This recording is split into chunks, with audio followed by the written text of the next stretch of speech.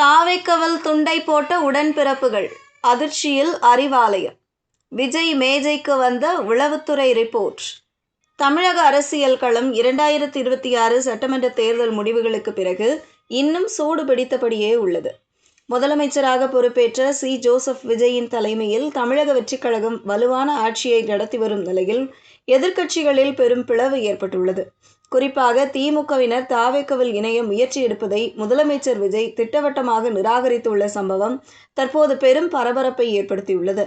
தேர்தலுக்கு பிறகு அதிமுகவில் இருந்து 25 எம்எல்ஏக்கள் தாவேக்க அரசுக்கு ஆதரவு தெரிவித்து நம்பிக்கை கோரும் தீர்மான வாக்கெடுப்பு தமிழக அரசியலை உலுக்கியது.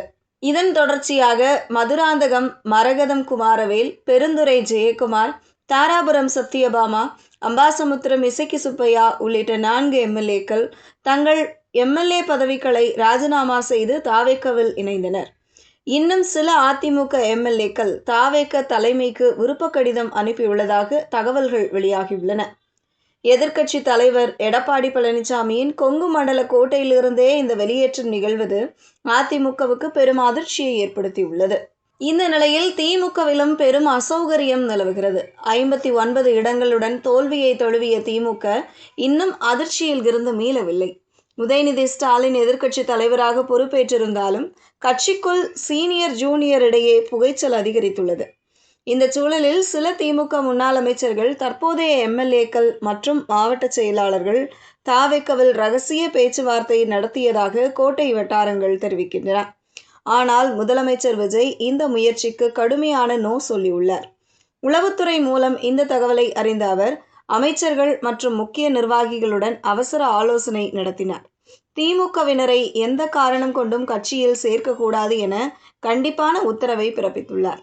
அதிமுகவினர் மக்கள் அதிருப்தியால் வருகின்றனர். ஆனால் திமுகவினரை சேர்ப்பது நமது தூய்மையான அரசியல் பிம்பத்தை கெடுக்கும் என விஜய் தெரிவித்ததாக சொல்லியுள்ளார்கள்.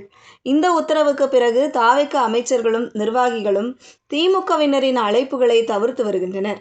ஒரு காலத்தில் அதிகாரத்தில் இருந்த திமுக பிரமுகர்கள் பலரும் தொடர்பு கொள்ள முயன்றும் போன்கள் சுவிட்ச் ஆஃப் ஆன நிலையில் இருப்பதாக புகார்கள் எழுந்துள்ளது.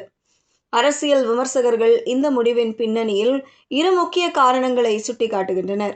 முதலாவது, தாவேக்கவின் தூய்மை அரசியல் மற்றும் ஊழலுக்கு எதிரான நிலைப்பாட்டை பாதுகாத்தல். இரண்டாவது, ஏற்கனவே தாவேக்கவில் உழைத்த பழைய நிர்வாகிகளுக்கு முக்கியத்துவம் அளித்து உள்பூசலை தவிர்த்தல்.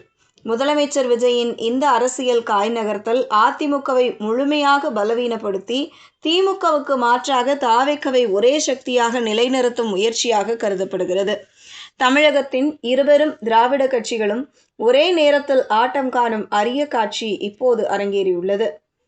தாவேக்கவின் இந்த உறுதியான நிலைப்பாடு 2026க்கு பிந்தைய தமிழக அரசியலை புதிய பாதையில் கொண்டு செல்லும் என அரசியல் பார்வையாளர்கள் கருதுகின்றனர். மக்கள் மத்தியில் தூய்மை என்ற பிம்பத்தை வலுப்படுத்தும் விஜயின் முடிவு எதிர்கால கூட்டணி அரசியலுக்கும் பெரும் தாக்கத்தை ஏற்படுத்தும் என எதிர்பார்க்கப்படுகிறது.